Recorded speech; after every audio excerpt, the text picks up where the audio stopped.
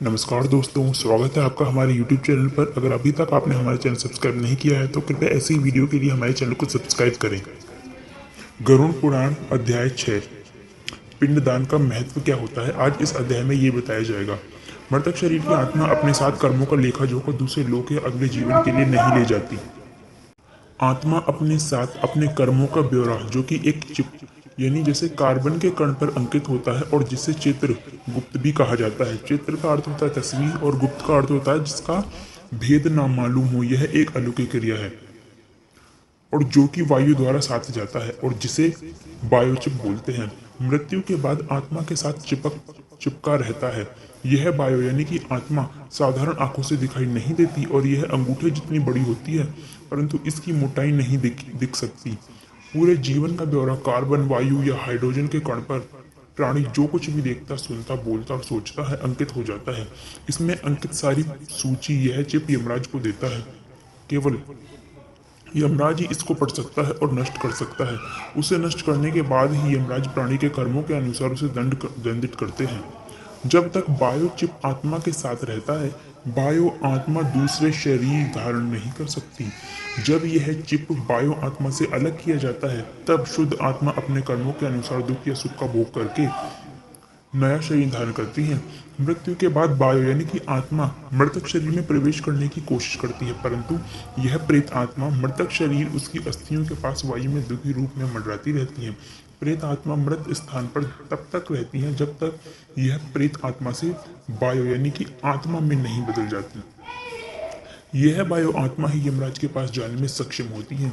इस प्रेत आत्मा को बायो आत्मा में परिवर्तित करने के लिए पिंडदान की आवश्यकता होती है। पिंडदान पुत्र, रिश्तेदार या किसी और द्वारा भी संपन्न कराया जा सकता है। यह 10 दिन की रस्म है। पिंड को 4 भागों में बांटा जाता है।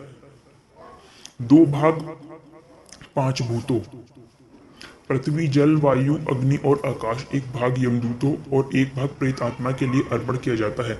9 दिन तक यह बोझ खाने के बाद प्रेत आत्मा प्रेत शरीर में, जिसका नाप मनुष्य शरीर के हाथ जितना होता है, बदल जाती है और 10वें दिन इसको शक्ति मिलती है। इस शक्ति के साथ यह यमराज तक के रास्ते पर चलने को तैयार हो जाती है। इस रास्ते को मृत्यु सड़क भी कहा जाता है। पिंडदान में दी हुई लाई से क्या होता है? प्रथम दिन सर मिलता है, दूसरे दिन गर्दन कंधे, तीसरे दिन हृदय, चौथे दिन पीठ, पांचवें दिन धूनी, छठे दिन कूले गुप्त अंग, सातवें दिन जांग, आठवें दिन घुटने, 9वें दिन पैर, 10वें दिन भूख और प्यास। यह निर्वाचित प्रेत शरीर भूख प्यास से दुखी 11वें और 12वें दिन भोजन करता है।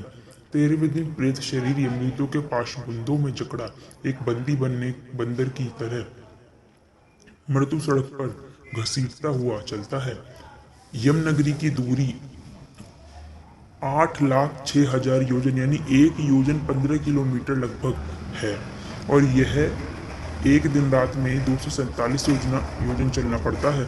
16 पैर रास्ते में, 16 पोर रास्ते में, अनेक प्रकार की यातनाएं, दुर्लभ रास्ते, भयानक पीड़ाएं 11 महीनों तक सहते हुए यम राज का राज्य शुरू होता है। वहां से यम नगरी का रास्ता शुरू होता है, जो कि इससे भी कष्टदायी है। टिप्पणी: यदि विद्वानों का मत है कि प्रेत आत्मा वायु की सहायता से चली जाती है और हम यह समझ सकते हैं कि जो वायु प्रेत आत्मा को लेकर चलती है उसे कई प्रकार के वातावरण जैसे बदबू, नदी, पहाड़, ठंड, गर्मी, जानवर आदि के पास से निकलना पड़ता है। गरुड़ पुराण में वैतरणी नदी का इतना भयानक रूप वर्णन है कि संभवतः प्राचीन काल में लिखा गया यह ग्रंथ उस समय ब्रह्मों और गौ की सुरक्षा के हेतु आम जनता के दिलों में एक अलौकिक भय बिठाने के लिए वर्णित किया गया है, ताकि लोगों में ब्राह्मणों को गौ अन्नदान देने से उनके पाप नष्ट होने का भ्रम बना रहे। आप इस दार्शनिक विचार को कैसे लेते हैं, आप पर निर्भर करता है। मृतिक शरीर छोड़ने के 18 दिन बाद 18वें दिन प्रेत शरीर पहली नगरी में विश्राम करने के लिए रुकता है और पुत्र द्वारा दिन दिया हुआ भोजन ग्रहण करता है। इस तरह सब नगरियों को पार करता हुआ एक वर्ष के अंत में बहुभित्यपुर नगरी पहुंचकर प्रेत शरीर अपने शरीर को छोड़कर अंगूठे के नाप का शरीर धारण कर लेता है। प्रेत आत्मा अपने कर्मों का भोग भोगने यमदूत के साथ पाशबंदों में जकड़ा हवा में चल पड़ता है।